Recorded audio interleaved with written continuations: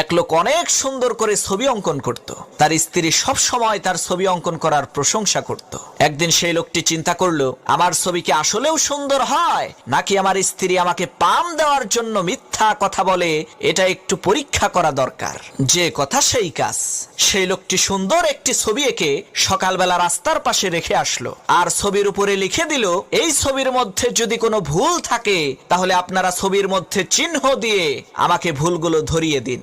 সন্ধ্যাবেলায় যখন সেই লোকটি তার অঙ্কন করা ছবিটাকে দেখলো, তার পায়ের নিচ থেকে মাটি সরে গেল, তার মাথার উপরে আকাশ ভেঙে পড়লো।